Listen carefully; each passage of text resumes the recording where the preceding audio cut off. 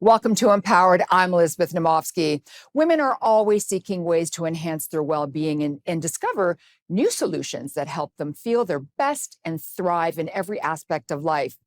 Today, we're excited to take you on a nutritional journey through topics that matter most to women. We'll begin by exploring the real challenges many women face, then dive into the world of social media, popular trends, and wellness fads. And finally, we'll share an inspiring story of empowerment and reinvention that's sure to uplift and motivate you. Today, I'm joined by our resident nutritionist and women's health coach, Annie Gaudreault. She's the founder of VEEV Health and Wellness. Annie, welcome. Wonderful to be back, Liz. I'm so happy that you're back. And you know what, Annie, before we begin, huge congratulations to you on coming in second at the Ironman Triathlon in Hawaii. You were a rock star. Yes, well, you give me slightly more credit than I'm due here. It was the Honolulu Triathlon, not the Ironman. But I will take all the glory. Thank you. It was an amazing experience. You know what? Take all the glory. We'll drop a few adjectives. It doesn't matter. The bottom line is you came in second, and we're going to talk about that later in the show. But to begin with, let's talk about what are the top 3 health challenges you're seeing women face right now, especially at midlife. Number 1 has to be, Liz, the lack of resources all around in terms of menopause and postmenopause. Right? There's just a dearth of information out there. And with our GPs not being properly trained and educated at menopause health, it's a little bit of a situation of the blind leading the blind, if you want. So that would be the first thing.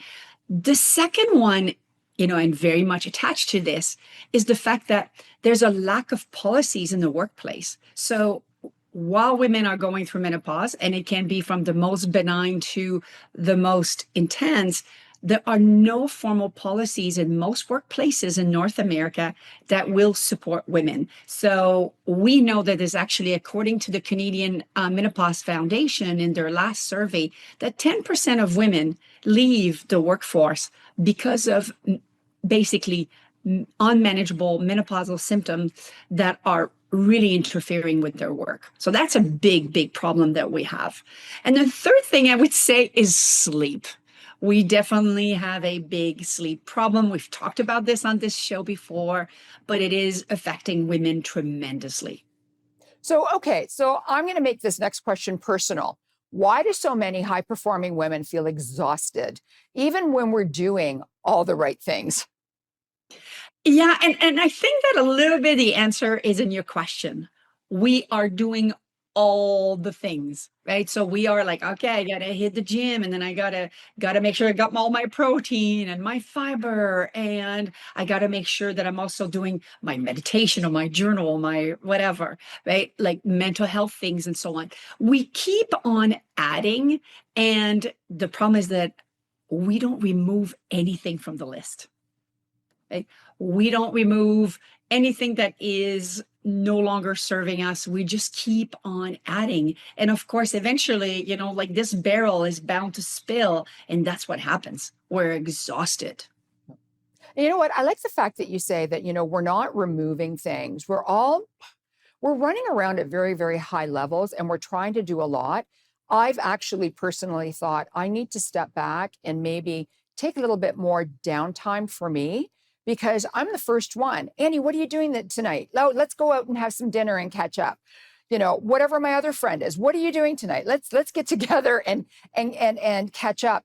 The problem is, as you're getting together and catching up, and you're working and you're doing your passion projects, and then you're working out, as you said, you're depleting so much of your energy, and we're all paying for it.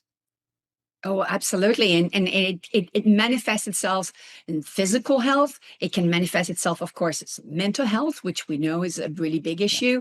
And also, if you think about it, emotional/spiritual health as well, right? It will take a toll. But there is no question in my mind that it's not if, it's when it's going to come back and really deteriorate our health. So when we come back, we're going to talk about menopause and why that it's actually finally coming into the spotlight. So please don't go away. We'll be right back.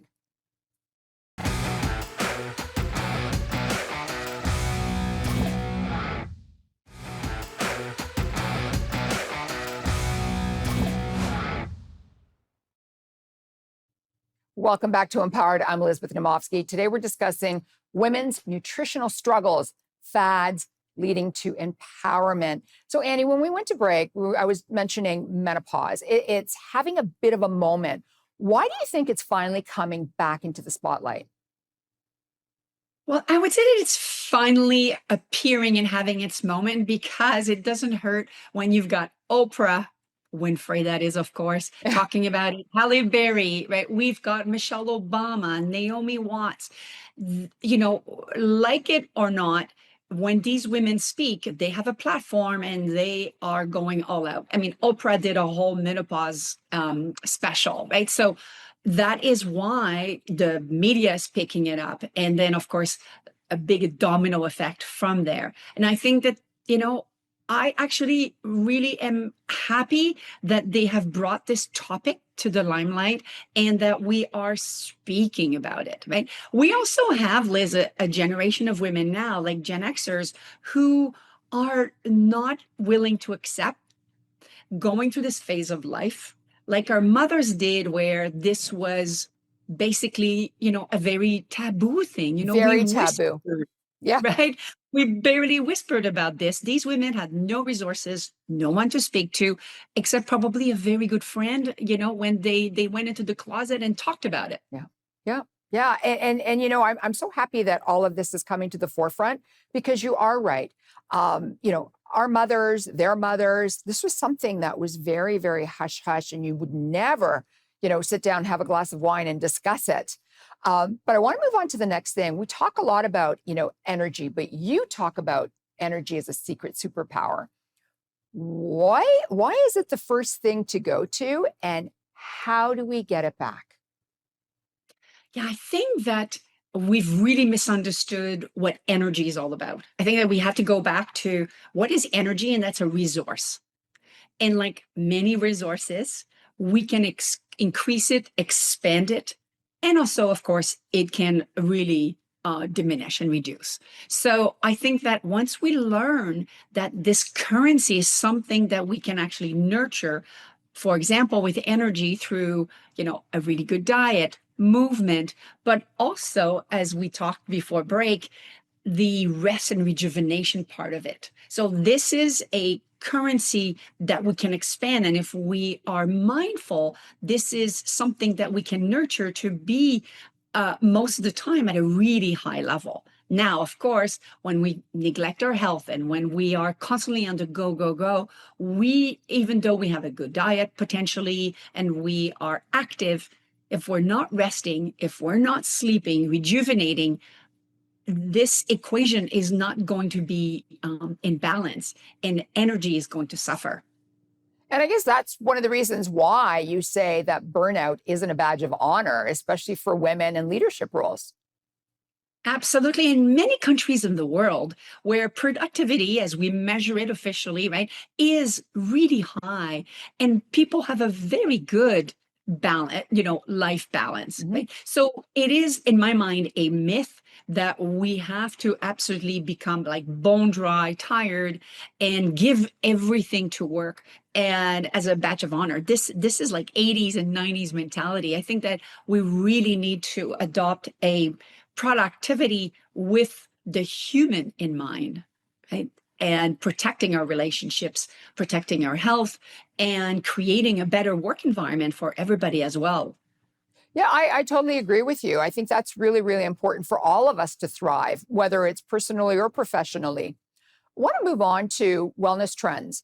What's one wellness trend on social media right now that's actually helpful, and one you think women should approach with caution? Well, the one that I love is how everybody is talking about strength training, right? Love that. It is, and I don't care if it's Oprah or some Hollywood person that is doing it. This is going to help all women. So we know we've talked about it on your show, but Yes. it's a good reminder for women that we know that we're fighting the muscle loss, of course, the bone degradation as well. This is going to be really good, and of course, it's going to help our metabolism. So yes to strength training. Let's all adopt that. The one where I'm a little bit more cautious is around blood glucose monitors. There's a lot of talk about, hey, I should be wearing one of those on my arm to monitor my ongoing blood sugar levels, right? It's part of a trend, Liz, of what we call the wellness wearables. These things that we wear, right, that Hold are on to on. that. Hold on to the wearables because I want to talk more about this when we come back. So please don't go away.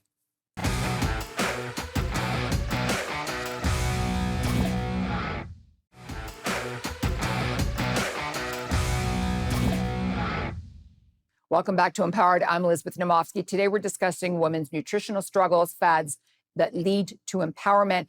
Annie, you were talking about wearables. Can we just go back a little bit, explain what it is, and then explain what the problem is?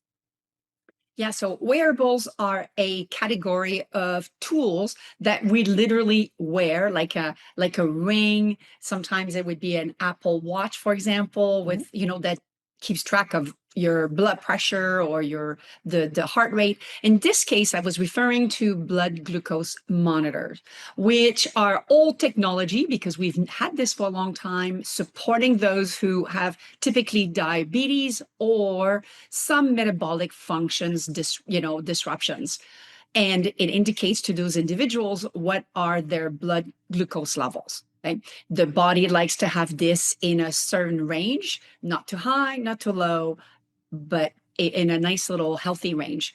Now what happens is that there's this wellness trend that says you should be wearing these because you should never see any blood glucose spikes, and that's fundamentally flawed because every time you will eat, blood glucose will go up.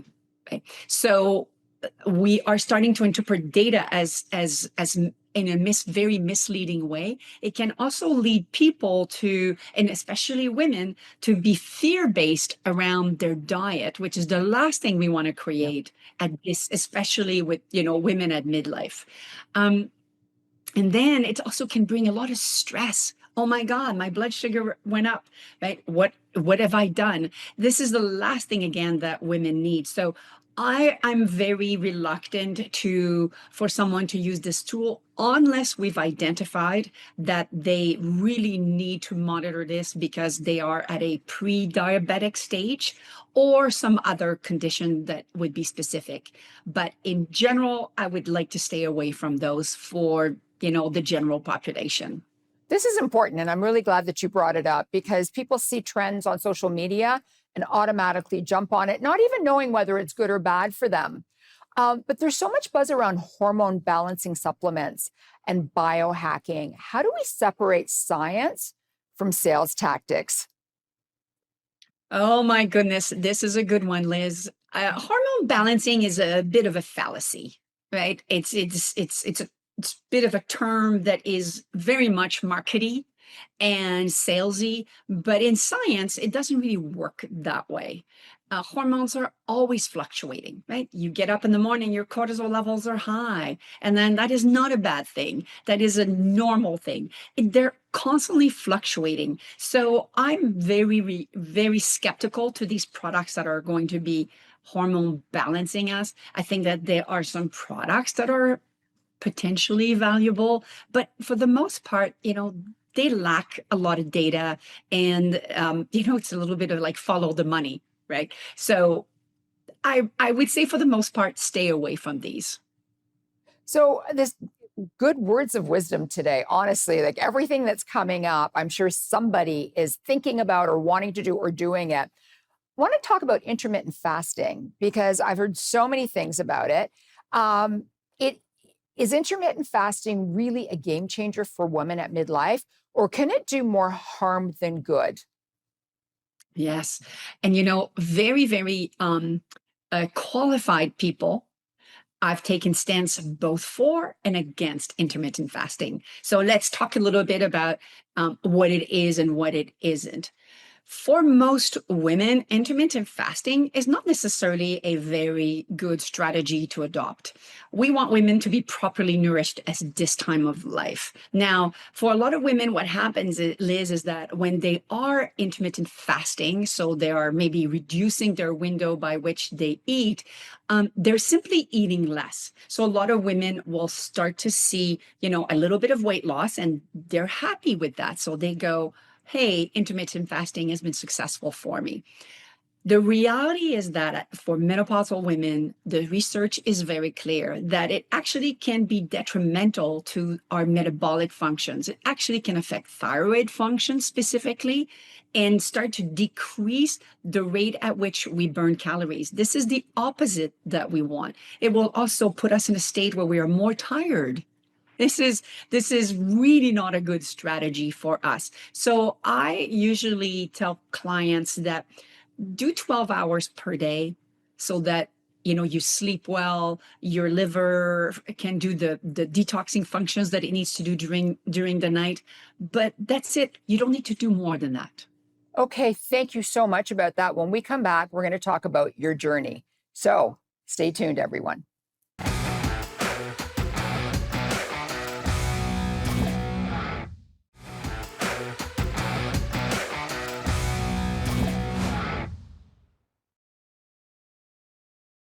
Welcome back to Empowered. I'm Elizabeth Naumovski. I'm joined by our resident nutritionist and women's health coach, Annie Gaudreault. She's the founder of VEEV Health and Wellness. And today we're discussing women's nutritional struggles, fads, and leading to empowerment. And speaking about leading to empowerment, you've shared your own reinvention story. What was your turning point from burnout to breakthrough? I like to say that I was a late bloomer, Liz. Aren't we But all? I was one of these people who was really, really interested in health and fitness, and I did a lot of marathoning, for example, and I coached women to finish their first marathon. And meanwhile, during the day, what I did was, work on brands that were really not that healthy for people, and I fast food and so on. And I always felt there was such a big disconnect between what I truly loved and believed in versus what my, so-called day job was. So I thought when I turned 40, I thought I cannot finish this decade in the same way that I started it. I must find a way to live this thing that I'm really passionate about. And I'm not saying, I did not think that it was going to be easy, but I gave myself the challenge to find a way and truly reinvent myself. So, how did endurance training and Ironman triathlons help you discover your strengths and shape the way that you coach women today? Yeah, if somebody in my 20s would have told me that I was going to become an endurance athlete, I thought I would have laughed. But it came gradually as I started to run 5Ks, 10Ks, and then eventually marathons, and then switched to Ironman distance triathlons. I really saw and discovered that there was so much more in me. And I think that it probably the result, Liz, of the fact that when you train for these things, you are out there for hours on your own with your own thoughts. And many, many years ago when I started training, there were no devices that you would be listening to. It's like you and your own thoughts. And it's actually one of the best things that you can do for yourself, because there is nowhere to hide. And you start to discover how much more resilient you are than what you ever believed. So your capacity expands.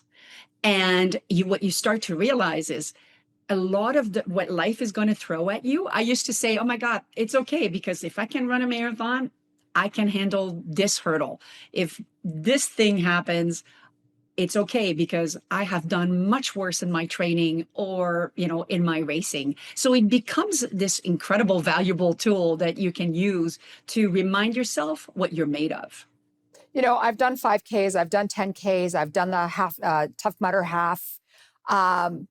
I don't know if I'm there yet to do a marathon, which is something I want to do.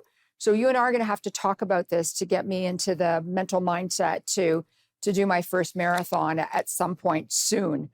But we have about a minute left, and I want to ask you, what are some small practical things women can do today to feel better, sharper, and more in control of their health?